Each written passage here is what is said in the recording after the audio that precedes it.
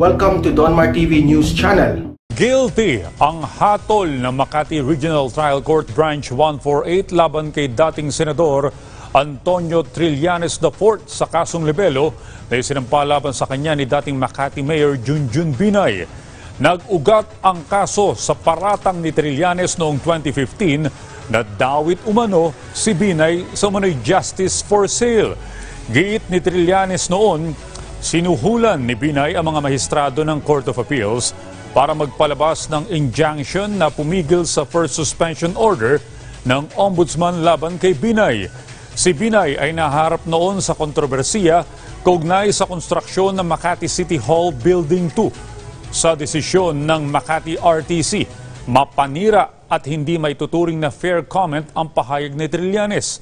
Dahil dito, pinagmumulta ng korte si Trillanes ng 100,000 piso at pinagbabayad din ng ₱250,000 bilang moral damages. Sa pahayag ni Trillanes, ito raw ang kapalit kapag binangga ang mga makapangyarihang tao. Gayunman, ipagpapatuloy pa rin daw niya ang paglaban sa katiwalian. Politika naman, imbitado si Senador Manny Pacquiao sa ginanap na National Council meeting kamakailan sa Cebu ng PDP Laban Administration Party. Yan ay giniit ni PDP Laban Vice President for External Affairs Raul Lambino matapos questionin ni PDP Laban Acting President at Senator Manny Pacquiao ang pagdaos ng nasabing pulong. Nagkasundo naman ang mga kasapi ng partido na himukin si Pangulong Duterte na tumakbo sa pagka-vice-presidente sa 2022 elections. Gusto po nilang magkaroon ng continuity ng Duterte administration pero meron kasing constitutional prohibition na hindi na po pwedeng mag-re-elect ang Pangulong Duterte at hindi naman po natin na may tatatwa. Sa survey po, yung kanyang approval and trust rating ay napakataas pa rin hanggang ngayon kahit na po patapos na yung kanyang termino. So, hindi mo maalis sa ating mga kababayan na sana po mabigyan muli ng pagkakataon ng Pangulong Duterte na manungkulan sa ating bayan kung hindi man bilang presidente uli ng Pilipinas, kahit na pangalawang Pangulo na lamang.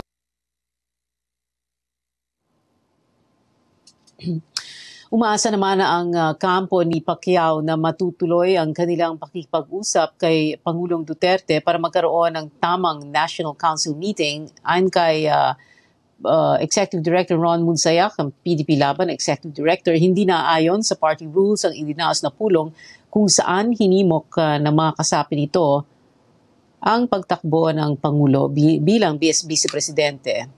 Sinabi na natin yan kanina, ayon pa kay Munsayak, marami ang sumusuporta sa liderato ni Pacquiao. With all due respect sa mga nag-attend kahapon, they are a minority talaga because again, 107 compared to the more than 100,000 members of the party. And most of the members of the party are grassroots na buong-buong suporta sa ating party president Manny Pacquiao. Ayan na nga si Pangulong Duterte. Si Roque, sinabi na nga niya si Pangulong Duterte mismo. Sinabi nila, hindi naman daw si Roque belong sa PDP. Ayan na nga si Roque, si Pangulong Duterte gumawa na ng video at pinalabas doon sa meeting na yon. Ibig sabihin, sa madaling salita may basbas ni Pangulong Duterte ang meeting na yan. Pangalawa ibig sabihin nun, talaga sinusuplak na kayo nila Manny Pacquiao at kayong Ron Munsayak, lahat kayo. Pinapahiya na. Ibig sabihin, wag na kayo makapalang mukha. Ganun lang kasimple. Wag na kayong umasa. Konting iyan na lang. Alam mo kasi ito lang ito napag-usapan ko nga na isa kong kaibigan kaganina. Sabi niya, alam mo ito si Pacquiao, sa totoo lang, wala talagang alam pagdating sa leadership. Noon sanang nagkakaroon na ng konting hidwaan sa loob ng PDP, nung naglabas ng resolusyon si Cusi, ang sanang ginawa ni Pacquiao ay kinausap niya si Cusi ng personal, private. Okay, bakit? Nasa isa silang partido. Ang ginawa niya, kinontra niya sa media. Pinalabas niya ito, ganito, at hindi yan kinontra niya sa media. First time. Sa tingin ko, napitik na siya doon Pero umulit. Kinontra na naman niya sa media. Sabi ko, kung tama kang leader at may problema sa iyo, hindi mo dapat lantaran, binabanatan sa publiko. Dapat kinakausap mo. Sa madaling salita, ganito yan. This is a rule. In any company, in any organization, even in family, pag may problema ka sa kapatid mo, may problema ka sa nanay mo, may problema ka sa tatay mo, may problema ka sa anak mo, you don't go out and tell your kapitbahay, "Uy, alam mo itong kapatid ko, walang niya itong baho ng paa nito. Etong kapatid ko, sira ulo nito eh. Tamad, walang pera, puro ganto. You don't do that. Bakit? Kapatid mo yun eh. Sino pag nasira yung kapatid mo, pamilya mo, yung anak mo o yung tatay mo, sino sira? Yung buong pamilya mo. Stupido lang ang gagawa nun, di ba? Stupido lang ang gagawa na sisirain mo sa labas yung mga kasamahan mo. Simple yan, leadership 101. Di ba? Hindi yung nagdadaldal ka, binabanata mo sa labas. Medyo walang commonwealth eh.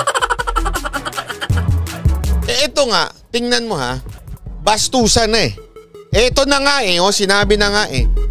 Tingnan mo, napilitan tuloy na si Pangulong Duterte talagang suplakin na itong grupo nila Pacquiao. Sandali, utos ko yan.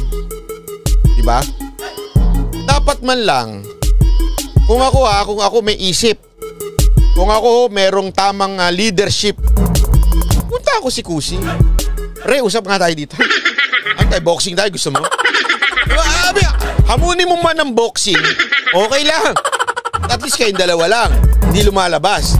O hamunin mo man ng ano ba talaga problema mo sa akin? Bakit baka gumagawa ka ng sarili mong plano? Ganun, di ba? Tama, mali. Bakit ka lalabas?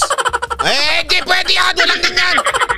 Para kang may topak eh. Hindi talaga maganda yun. Di ba? Napaka-common yun eh. Napakasimpleng, kahit sa kahit sabi ko nga sa inyo, kahit sa grupo-grupo yan. Sanay na ako dyan kasi sa mga girl group. Lagi, alam mo pa naman ang mga babae, di ba? Ang mga babae pa naman. Lagi, di ba sasabi nga nila, mga babae, may catfight yan. Ano yun, lagi na lang sila nag-aaway. Ewan ko ba bakit ang mga babae nakikis-kisan lagi. Pero ang lagi kong rule sa kanila, lagi kong kabilin-bilinan. Ayokong lalabas yan. Yang may away kayo sa isa't isa sa loob, meron kayong mga differences. Pag-usapan ninyo. Kayo magsalpakan kayo dyan, magtalpak-talpakan kayo, magsabunutan kayo. Pero huwag nyo ilalabas. Kasi pag nilabas nyo yan, sasabihin, grabe naman yung mukha, guys, nagsisiraan isa't isa. Sino ho ang mukhang tanga doon? Hindi lang yung siniraan mo, pati ikaw siraan na ulo mo. So ganun lang kasimple ho yun. Diba? Grupo mo yan eh. Ibig sabihin, isa kayong grupo, ba't di kayo nag-usap? Nagpaanuhan kayo, nagpaandaran kayo sa media. Alam mo, kaya ang ganda rin eh. Sa totoo lang ang ganda rin ng response ni Kusi. Si Kusi, napaka-professional ng response niya. Hindi siya yung hindi, walang kwenta si Pacquiao. Wala kami pakialam niya kay Pacquiao. Walang ganun. Basta siya, sinabi niya, we are focus on fixing the direction, ganyan-ganyan, blah, blah, blah. Diba?